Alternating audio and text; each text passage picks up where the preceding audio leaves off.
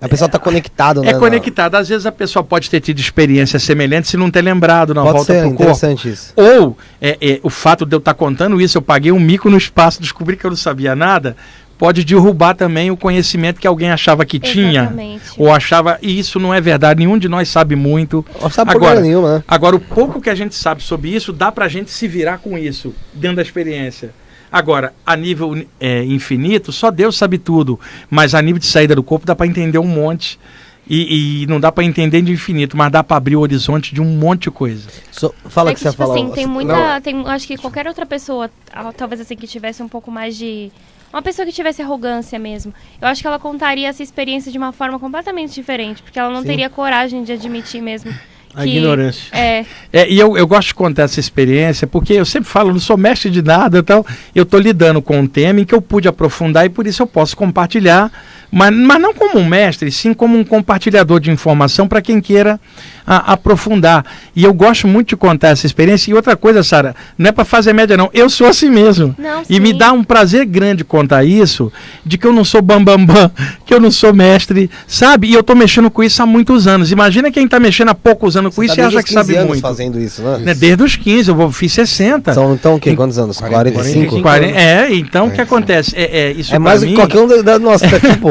Só com isso. Esse tempo todo eu pude aprofundar bastante essa área. Tirando então eu posso claro. falar sobre isso. Agora, tem um monte de coisa a nível infinito que eu não tenho a menor ideia, né?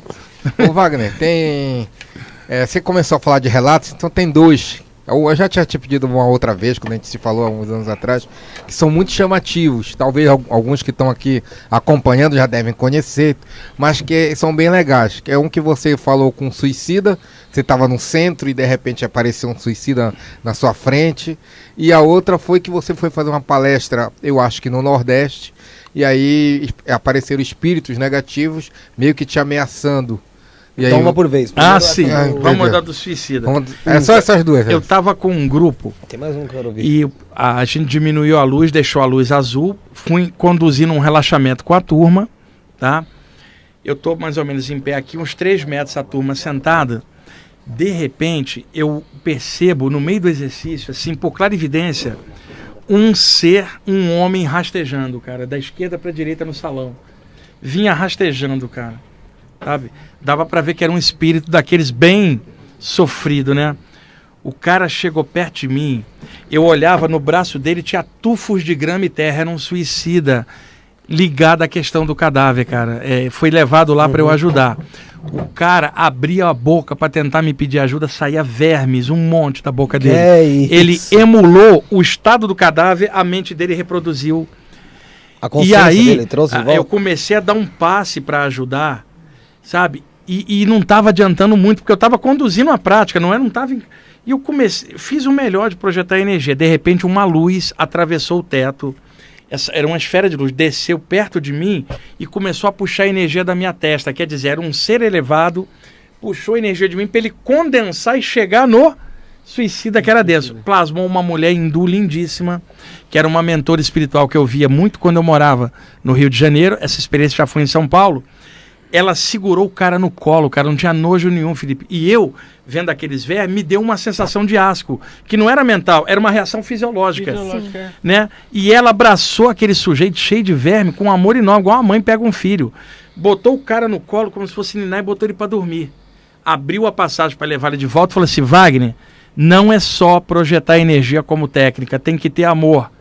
Porque a técnica tem um limite, o amor é infinito. Sempre trabalha com conhecimento, mas sempre com amor permeando. Atravessou e sumiu, cara. Foi emocionante uma experiência dessa, né? Muita gente pensa que é só técnica, não é. É a coisa...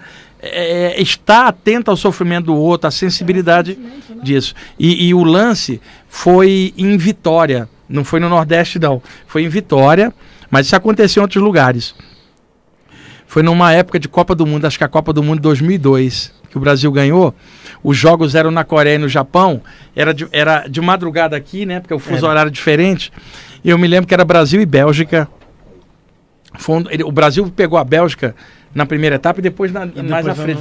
A Bélgica deu trabalho aquele ano. Foi. E pegou a Turquia, eu lembro, né?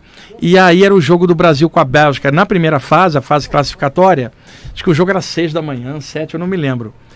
Eu dormi cedo, eu estava lá dando algumas palestras, acordei cedo, tomei banho para ficar acordado, fiquei deitado na cama, tomei café da manhã no hotel lá embaixo, voltei para assistir o jogo. Ainda faltavam uns 15 minutos, eu já comecei a cochilar. Entrei num estado alterado, a minha testa abriu. Eu estava, sei lá, no 10º andar ou 9º, do lado de fora do prédio do hotel, em Vitória, surge um homem sentado num trono no ar, um trono. Era uma entidade do mal, um rapaz menos de 30 anos, mas o olhar dele, e em volta um monte de entidades, são os acólitos dele, tudo obsessores, da área de Vitória. Naquela época estava havendo uma crise na polícia de Vitória, a bandidagem, os políticos, era uma fase que estava em greve, era uma fase difícil da cidade lá. E aí este cara mentalmente falou assim: você veio dar sua palestra aqui, mas a área é minha, como se fosse um chefão de gangue no astral. Facção. Você está na minha área, então quero te avisar, você está no meu espaço. Vem aqui, dá suas palestras, mas não se mete comigo e meu pessoal. Vai pra dentro. Se você não se meter comigo, eu não me meto com você. Simplesmente se afastou e sumiu. O que o cara foi fazer? Marcação de território. Tipo assim, ele estava ligado à violência no astral da cidade. Tipo assim, não sai do corpo para tentar mexer nisso. Fica aí da tua palestra. Se você entrar, você vai tomar uma pressão, marcando espaço. Outra vez... E o que você fez? Não, eu estava lá para dar as palestras. Eu não tinha como alterar o contexto espiritual da cidade que estava em crise, numa crise de segurança pública. Eu não tinha como mexer. E se eu fosse mexer, seria mexer num vespeiro. Eu não teria condição. Mas você não tinha como pedir ajuda de outros espíritos? Não dava, porque se os espíritos pudessem ajudar, nem precisaria de mim lá, já teriam resolvido. Uma outra vez estava em Florianópolis, não na cidade, mas no Costão, num lugar chamado Uratones, que tem aqueles ratos do banhado grandão. E aí eu ficava hospedado na casa de uma família amiga minha, né, que era um sítio cheio de pedra muito legal. Eu tinha chegado aquele dia, ia fazer uma palestra à noite, uma outra no outro dia. De tardezinha, eu estava quieto meditando. E naquele lugar foram levantadas várias casas luxuosas que você passa na estrada, você não sabe quem está lá. Só sabe, deve ser um ricaço que mora lá. Eu estou meditando ali, um lugar sítio, natureza, olha só, tudo do bom. Me aparece no ar um homem flutuando e ele alternava como se fosse um morcego e um homem. Ele faz aquilo para apavorar as pessoas. E ele então falou assim para mim: você está na nossa área, não se mete com a gente que a gente não se mete com você. A mesmíssima coisa, só que o cara estava sozinho, eu não estava em Vitória na época de crise, eu estava em Florianópolis. Eu falei, vou dar um jeito. Comecei a projetar energia para cima com a minha mente, eu vi o cara assim tremer e se afastar. Depois eu fiquei sabendo, hoje não está mais assim, mas naquela época... vários criminosos fugiam do Rio de Janeiro, barão de droga, e alugavam aquelas casas enormes que ninguém sabia, sempre cheio de segurança, era reduto do traficante do Rio. Quer dizer, o cara era um desses caras extrafísico ligado a isso. Como eu estava no bairro, ele foi me avisar, não se mete, porque ele viu pela minha energia que eu mexia com isso. Tipo assim, não se mete, né? Mas esse eu irradiei energia e tal, mas era diferente. O contexto lá de Vitória estava um fuzuê, eu não conseguiria ajudar, ainda seria atacado. Ali eu sabia que podia ajudar de alguma forma, mas a mesma coisa que tem aqui, às vezes existe no astral concomitante, e aí você sofre uma pressão. Não é porque você está fora do corpo. No meu caso, como médium, o cara tinha receio de que eu fosse mexer e os mentores fossem alterar o astral do lugar, desalojaria o ponto de poder. Mas qual tipo de ataque que você poderia sofrer? Ataque mental, de energia negativa, ondas de medo, ondas de pesar. Sabe, a distância, só ideia negativa te bombardeando. Sim. Você precisa lutar para não... Você sai do teu normal, que você tem que ficar. E aí isso desgasta a tua energia, que você teria que dar uma palestra para 100 pessoas de noite. Sim. Então, existem esses ataques psíquicos.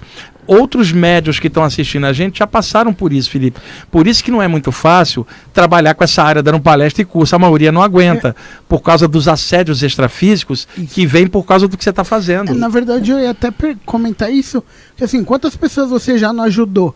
E aí tem muito espírito que estava atrás e eles não ficam atrás de você, tipo, pô, assim, deixa eu dar um exemplo. Imagina que o Felipe... fosse um alcoólatra. E a Sara fosse... Não, ele é... E a Sara fosse um espírito desencarnado que drena a energia do álcool dele.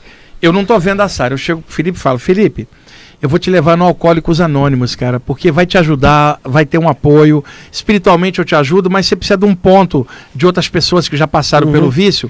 Eu vou te levar lá. Desde o ponto que a Sara drena a energia do álcool, eu tô conversando com ele, eu não tô ciente dela, eu tô tirando a boquinha dela porque eu tô levando ele para um lugar que ela vai vir em cima de mim. Então, o que eu faço se eu desconfio que tem alguma coisa? Sabe aqueles jogos da Copa do Brasil, que nas fases avançadas, que você faz o primeiro jogo lá e depois o segundo em casa? É melhor jogar em casa. Então, o que acontece? Se eu desconfio que tem algo, na hora que eu projetar energia, eu já projeto para ela também. Tipo assim, faço 2 gols no jogo para não ter o jogo da volta. Vai, já faz. É assim, se eu desconfio que tem algo, vou projetar energia pro Felipe, mas quem quer que esteja com ele, seja englobado nessa ajuda e todo mundo melhore. Eu evito o ataque, porque na hora que eu ajudo ele, parece que eu sou inimigo dela. Se eu ajudo os dois, não tem como ela me achar inimiga. Ela pode nem gostar de mim, mas eu não estou pensando nada de mal para ela. Se elimina o jogo da volta na ida. Essa é uma das coisas que eu aprendi na prática. Então tem gente obsidiada, que você vai ajudar ela, o obsessor vem em cima. Mas você pratica, gente. Como é que você consegue emanar essa energia sem você ser um praticante, não tem como. Isso, se não a pessoa... pensamento positivo? Não, avançado, pensamento positivo, né? Não adianta, cara, porque você não tá vendo ela. Tá. E ela vai, e ninguém consegue ficar com o pensamento positivo o tempo inteiro, Felipe. Você fica positivo. Em alguma hora do teu dia você se irritou, ela encosta em você. Entendi. Então é melhor eliminar o processo na ida do que... Tá? Não basta só para você ter... É estudo mesmo. Manipulação de energia, aplicação de energia, ondas de energia projetada. Tem uma série de coisas que você só aprende com o tempo, né? E não é só aplicar um passe, mas também colocar sentimento legal. Por exemplo, eu vou te ajudar que você é meu amigo, mas eu não considero ela minha inimiga só porque ela está te assediando. Se eu estou te ajudando, eu vou ajudar ela também. O meu pensamento ali é para algo da luz ajudar todo mundo. Entendi. Então não tem a diferenciação para que haja uma coisa adversa, porque desde o início você estava visando algo legal para todo mundo. Tem